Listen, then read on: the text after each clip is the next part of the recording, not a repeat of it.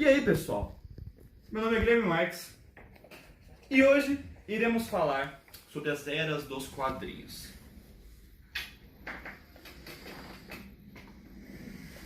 Bom, basicamente, as eras dos quadrinhos. O que são? Onde vivem? O que comem? Vou contextualizar para vocês agora. As eras dos quadrinhos basicamente são grandes momentos que impactam e mudam o mundo dos quadrinhos em geral. E lá temos a época de platina, ouro, prata e bronze. Temos a era moderna, mas que já linka com a época de bronze. E dizem que até que a época de bronze vai até hoje em dia. E como eu já havia dito, começou com a época de platina, que foi basicamente quando os quadrinhos deixaram de ser apenas tirinhas nos jornais e começaram a ser as revistas, como conhecemos hoje. E grandes ícones que temos naquela época são Mickey Mouse, ele aqui, bonito, e Will Eisner, um dos grandes artistas da época, que iria inspirar a premiação de Eisner, que é uma das maiores premiações de quadrinho.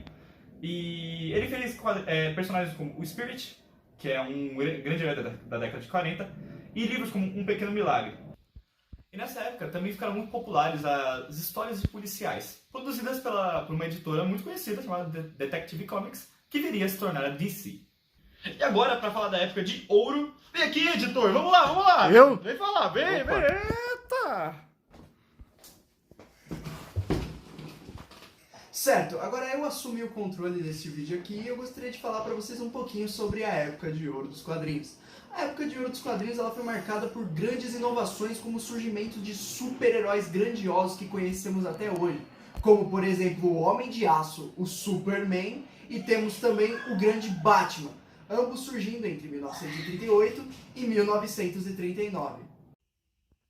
Mas se vocês acham que a Marvel ficou pra trás dentro disso, enquanto a DC estava criando seus primeiros super-heróis dentro das Action Comics, nada disso. A Marvel já tinha em mente seus primeiros super-heróis, que eram Tocha Humana e o Namor, ambos criados mais ou menos na mesma época do que os super-heróis da DC Comics. E uma curiosidade, no meio de todas essas eras, vocês sabiam como que surgiu o termo geek? O termo geek ele foi usado muito para falar sobre pessoas estranhas, tanto que nos Estados Unidos ou em alguns países da Europa chamavam pessoas cirenses, ou seja, pessoas que trabalhavam em circos, de geekens, que eram geralmente pessoas que mordiam a cabeça de galinhas vivas, que eram os estranhos. Porém, com o passar do tempo, as pessoas elas começaram a abraçar essa coisa do geek de ser estranho. Como temos também vários filmes ou quadrinhos onde as pessoas chamam uma pessoa de nerd por ela ser uma pessoa que não só fica estudando ou gosta de quadrinhos, esse tipo de coisa. Eles usavam esse termo geek ou nerd para pessoas que só ficavam estudando ou gostavam de quadrinhos, games, esse tipo de coisa. Pelo termo vindo da palavra estranho. Mas, com o passar do tempo, as pessoas começaram a abraçar o termo geek, começaram a usar o termo geek como um símbolo. E as pessoas começaram a usar esse símbolo para pessoas que gostam dessas coisas, quadrinhos, games, mangás.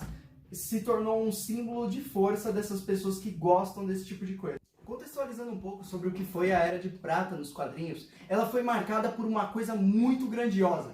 Foi nessa era onde começaram a surgir os grupos de super-heróis, o que foi muito interessante para a época, com o seu primeiro grupo sendo a tão conhecida Liga da Justiça.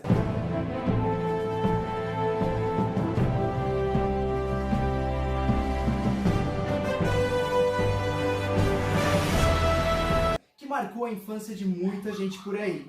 A Liga da Justiça, as primeiras, elas tinham a participação de heróis como Superman, Mulher Maravilha, Aquaman, Caçador de Marte, Flash, entre muitos outros. Onde uma curiosidade, o Batman, nas primeiras versões da Liga, era dado como um herói honorário dela. Ou seja, o Batman ele só era chamado para participar de alguns serviços. Mas com o passar do tempo, o Batman começou a ser colocado como o líder da Liga da Justiça. E nessa época, mais ou menos entre 1945, 1950, 1955, a Marvel não ficou parada.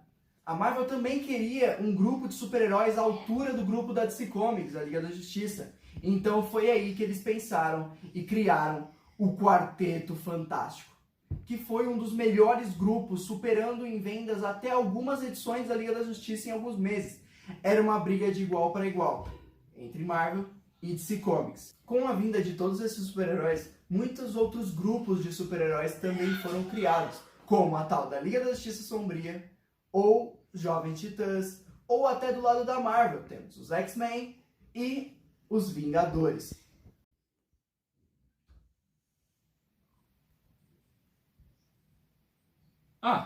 Olá. Bom, vamos nos ajeitar aqui nas nossas cadeiras. E agora chegou a hora de falarmos sobre a época de bronze dos quadrinhos. Bom, basicamente a Era de Bronze foi quando os quadrinhos tiveram começaram a ter histórias mais adultas e retratando temas reais, como a Guerra Fria. Nessa época tivemos grandiosas HQs, clássicos e incomparáveis como Batman, o Cavaleiro das Trevas de Frank Miller, Watchmen de Alan Moore e Superman, Entre a Foice e o Martelo de Mark Millar, onde trata uma realidade alternativa cujo nome é Elseworld. É o Arif da DC. E esta época marcou muito a história dos quadrinhos. Foi extremamente importante para alavancar as vendas e também para popularizar muito mais para um público mais adulto até. Essa época também linka com a época moderna. E dizem até que a época de bronze vem até hoje, onde nessa época de bronze, mais ou menos, surgiram outras editoras além da Marvel e da DC, como a Dark Horse. Dark Horse, que produziu esta HQ do game Overwatch, lançado em 2016, que ganhou o Game of the Year. E isso também mostra como as HQs foram popularizadas, onde até mídias como games recorreram a elas.